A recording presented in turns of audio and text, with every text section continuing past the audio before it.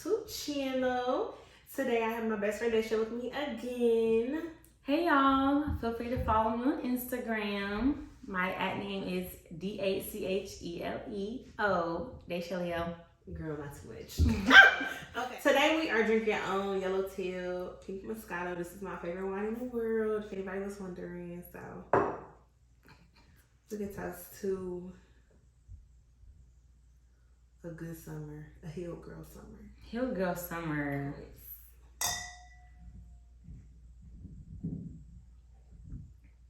That's good. It's really good. I know what to expect. It's good. I thought we was about to be drinking that. I was about to say it. Girl, not too much. I just want to give a disclaimer. If at any point y'all hear a whole lot of running around, it's my neighbor's upstairs. He has a woolly mammoth for a dog. And yeah, y'all probably going to hear that. Anyway, what you say? I said he's very rowdy. Very rowdy. He runs back and forth all damn day. He don't be barking, which is nice. But he definitely be running.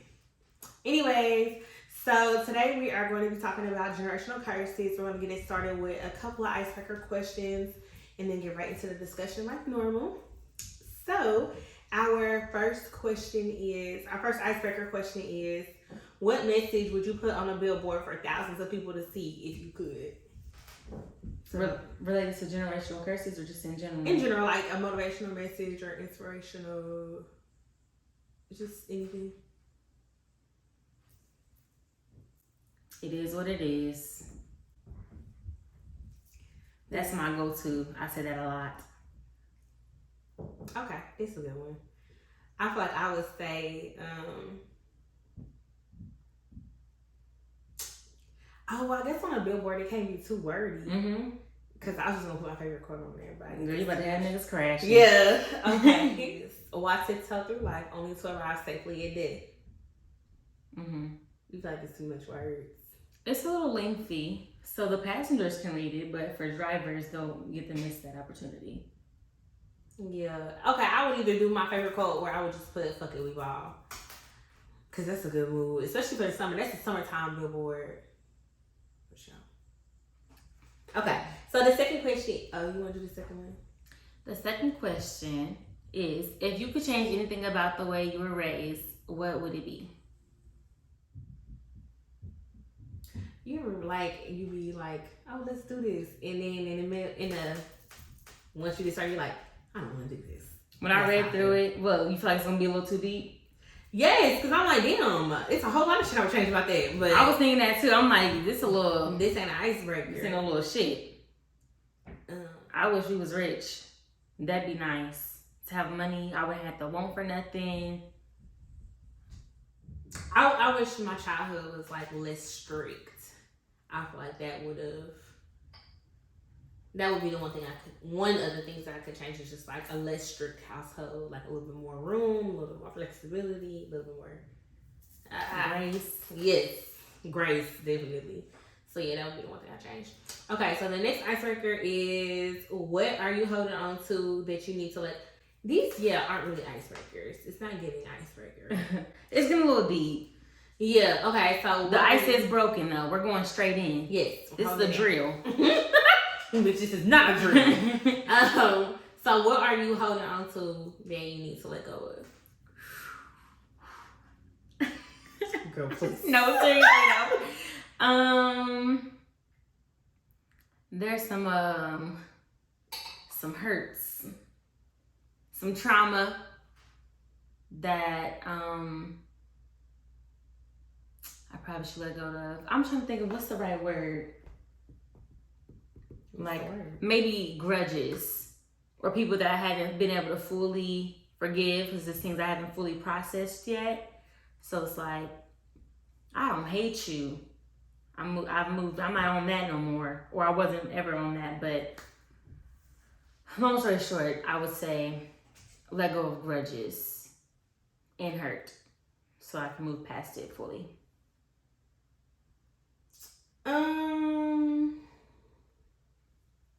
I don't know if I would even say that there's something that I'm holding on to. I guess hurt, but I feel like for me, where I am in my process of things, I feel like I don't need to let those things go. I need to hold on to them.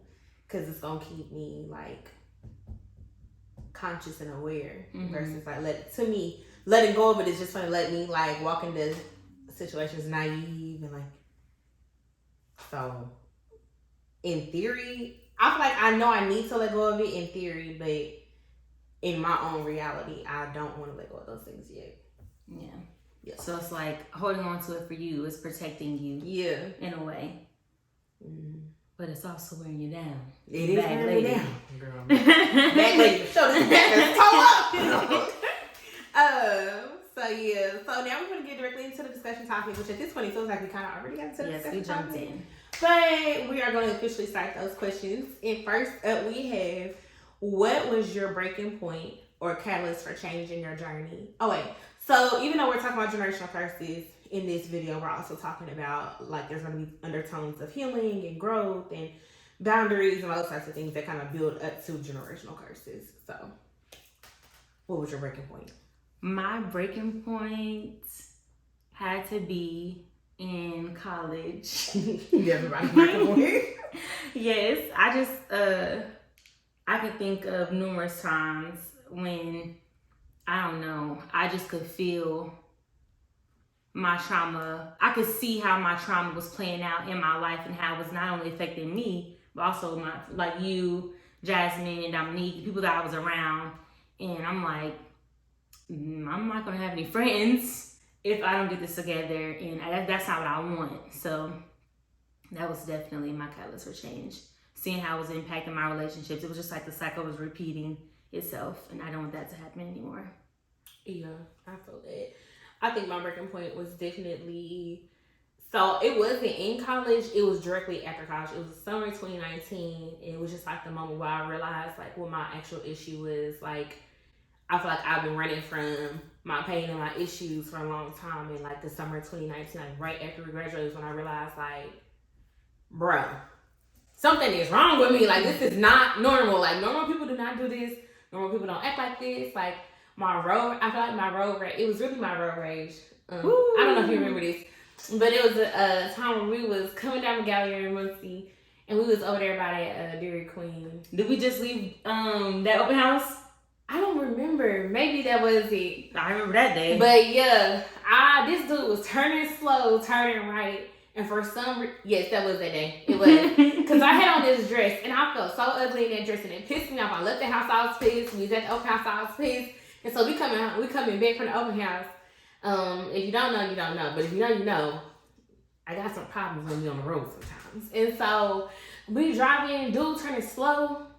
And I'm coming up on him quick. If you know, you know. I'm driving fast. So I'm coming up on him quick, and he turning slow. I'm having to like notch down. You feel me? This back when I had Big Blue. Mm-hmm. Big Blue brakes was the brakes definitely was not giving. So I'm pissed. And so the windows was already down because you know that's how we said loud windows down. Girl, I rolled the windows all the way down, and I'm like yelling and cussing at the dude.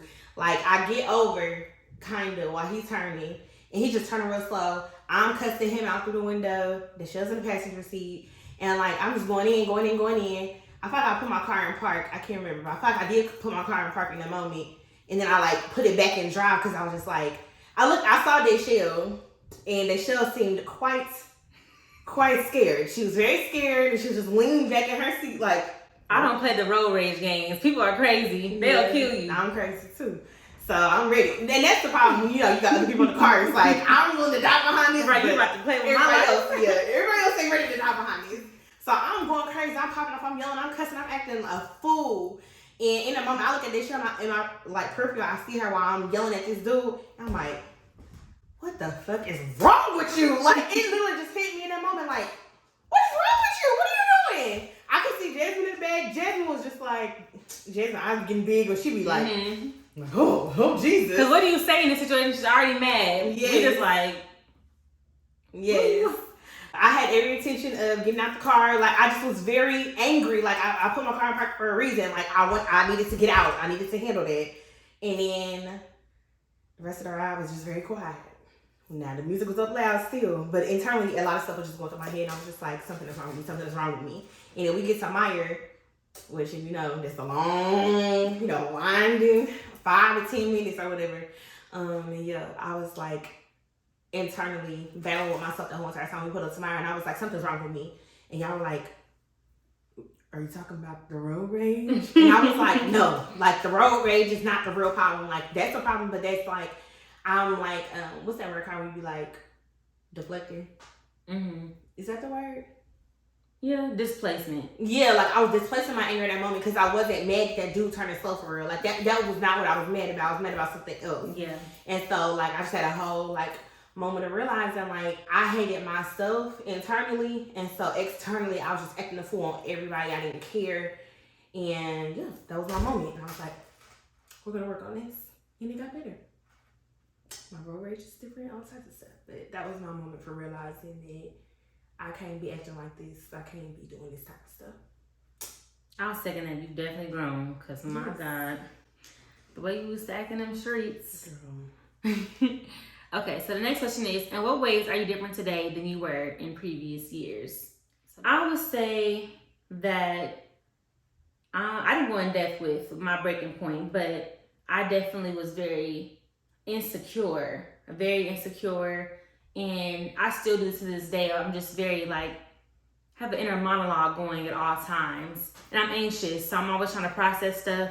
I'm overthinking everything, and always worst case scenario, but I would act on my worst case scenario. So if I feel like my friends is doing something funny in my head, or something's going wrong, or I feel whatever kind of way, I'm acting that, and I'm gonna like push my friends away, and I'm isolating myself, or I got a little attitude with them, a big attitude with them, because I'm like, okay, you ain't fucking with me, I'm not fucking with you. Yeah. I don't care. And I'm very much so, that's what my family is too. We all we got. So I don't need no friends. I got my family. But I'm not like that at all these days. Like I feel like, of course I overthink. That's something I'm always gonna be working on. But I can stop myself and say, okay, then nobody tell you that. Yeah. You told yourself that. And if there's a problem, instead of me just telling myself what's going on, I'm gonna ask like, Kiera, I feel like such and such. Like, let's clear it up. And then she will tell me, no, that's not what I was. Okay, now it's cleared up. Instead of me going off of my own made up story, now I have the facts and we can act on that. Yeah, I feel like that's a good one for you. I feel like also, even with our most recent conversation, it was like you understanding that things don't have to be fixed on your time, and understanding that other people need time to process. I feel like that's one big way that you differ from what you used to be. I agree. Okay, girl, let's not do the most. Anyway, we're growing a lot though. We have grown a lot in like over the course of 3 years, between 2019 and now. We've grown a lot. Like we're literally not the same people. And yeah, like you said, I already kind of explained mine. I'm not very different, but I'm different. Like I feel like I'm not as like easily angered, and I'm not like easily triggered anymore. Like anything could piss me off. And now that's not the case anymore. And even like going all the way back to like high school and like being younger, where I was just like constantly snapping for no reason. Like I just don't do that anymore. I feel like I'm more like, I won't say I'm calm, but I'm more collected. Calmer. Yes, I'm calmer and collected these days. Yeah. Like if I'm snapping, it's for like, you actually piss me off and you deserve that. But it also takes like a certain person to get me to that point. So I don't just like, this random man on the street, let me tell him, something crazy, let me cuss him out. I don't do that no more. I'm more intentional about the way in which I respond to things. So I would say that's the biggest way in which I'm different. So the next question is, what generational curses have your family in a chokehold? You want to know first? Okay. I already spoke about the us versus everybody else. I feel like that was a curse because it kept us from forming solid bonds. It was like easy to let other people go because like, well, shoot, I got my family, I don't care. But I will also say it has to be settling. Definitely settling for less than, not expecting, maybe, I don't know if it's not thinking more of yourself that you deserve more or what, but just settling for less than what you can get. Being okay with things that are mediocre, basically. So, yeah, that's definitely had us in a chokehold. But I'm breaking that because I don't got time to settle. Period. I know that's right. One generational curse I feel like has something in the chokehold is anger. Like, we just be mad at the world, and we just be mad. So I'm like, I don't even have like a good explanation on the fact that we just are angry people. And that has us in a chokehold. Like, you do not have to be mad all the time, and I feel like I'm trying to break that. I'm not gonna say I'm there yet, but I'm definitely working on it, because I just feel like at a young age I can identify the ways in which, like, my dad was just like an angry person, and it's just like, why? Like, why are you there? What happened? Like, what's going on? So I feel like at this point in my life, like, not even at this point, but I noticed that when I was in high school, like, the ways in which I was like that, and I was just mad at the world, just angry with everybody, and so that definitely has my family in a chokehold. In terms of generational curse. The other one would just be like holding stuff in, just not speaking our feelings and our thoughts, and like just acting like stuff didn't happen and brushing past it. Like, we just literally will just hold on to it and move along. Which I guess that kind of plays into why we be so angry. It feeds the anger. Yeah, like we just be holding on to stuff and just be angry all the time. So I think both those curses kind of like just feed at each other. So yeah, that would be the two that I would say. I concur. What is one generational curse that you're determined to break for your family?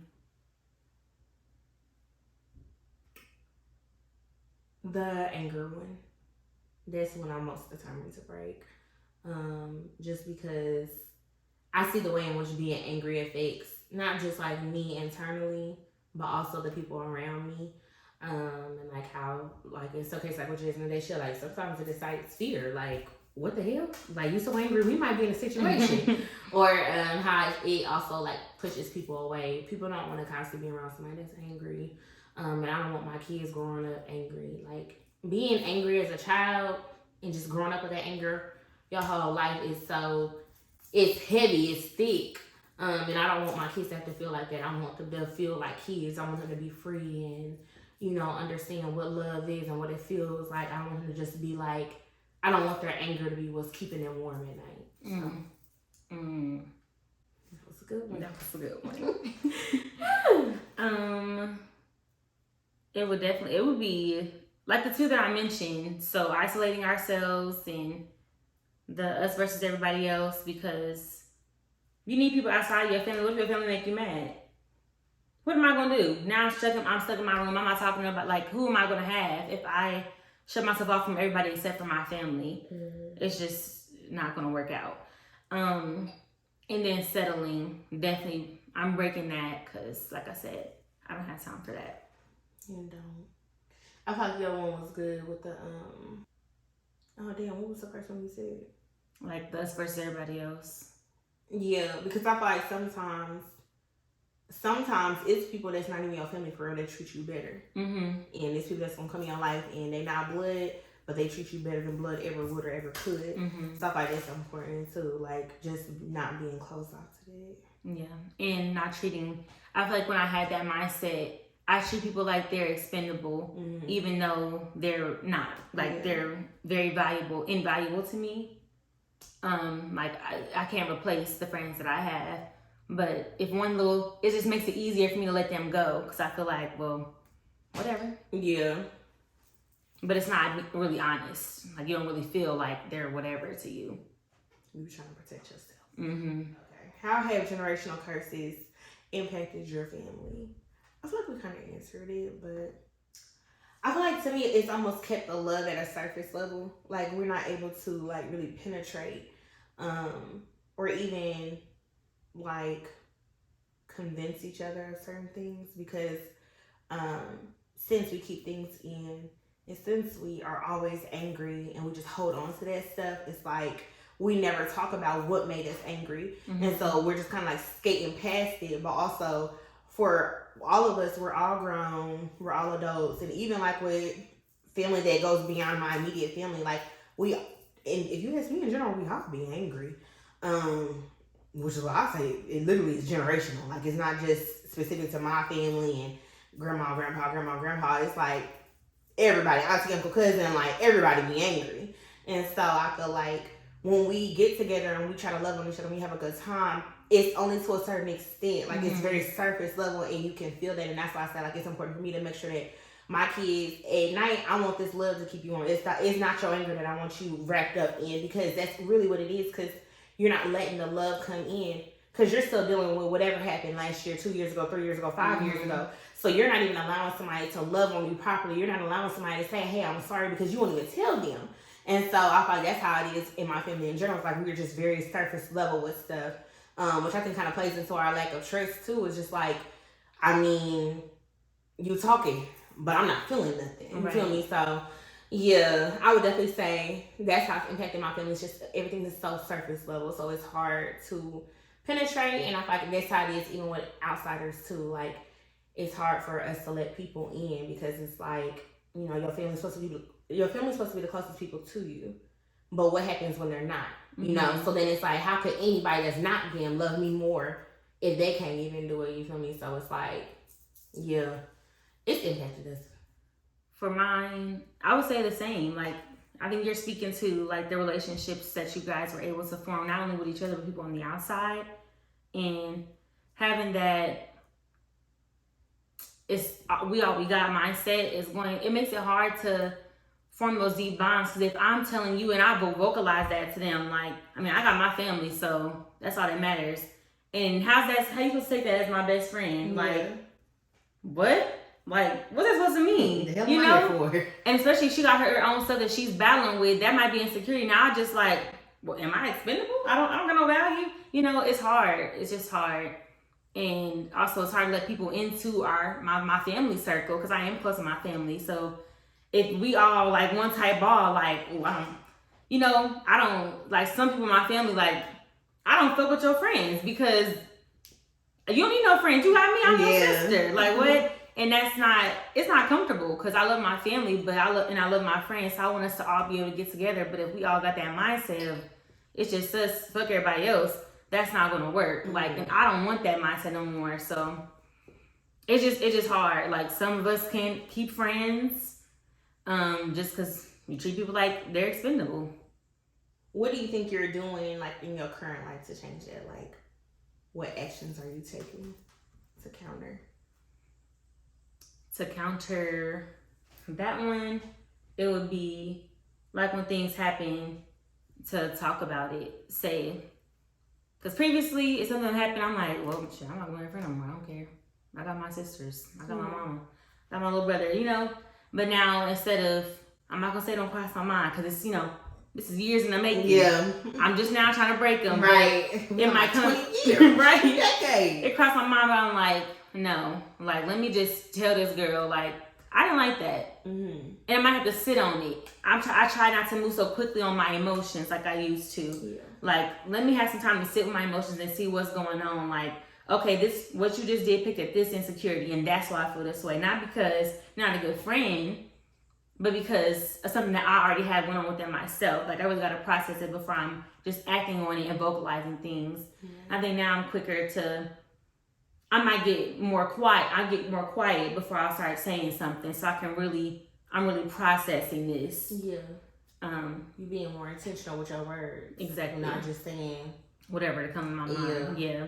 That's good. And what are you doing? Similar to what you said, just communicating better. I feel like I now will tell people what is bothering me or what's getting on my nerves, but also that's like exclusive to a very small group of people. Like, I feel like if I trust you and I love you enough, I'll tell you. If I don't trust and love you enough, it's like whatever. It's like, what have you seen? It's like something in the wind, paper in the wind. I never heard that. Like, you just take it on the chin. It's like, just dust in the wind. Ain't that it? I haven't heard that. I'm serious. Well, if y'all haven't heard it, you're welcome. It's just dust in the wind at this point, because she made that up. Girl, no, I didn't. I think that's really fun, because, you know, I'm sure it is. Or maybe it's dust in the air. It's dust in the wind. Dust in the wind sound better. Okay. Now back on track. Yeah, so I will tell people that's close to me, like,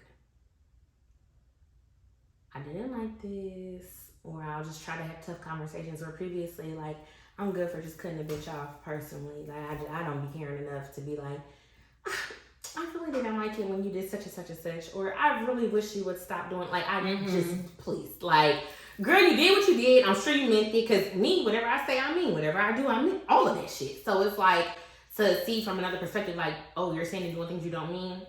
I'm actually not gonna believe that. So, yeah. And also, when things happen, you put it in the files. You let people know that it's in the files. So then it's always just hanging over their head. Like, First of all, that's not a part of what I'm doing to counter.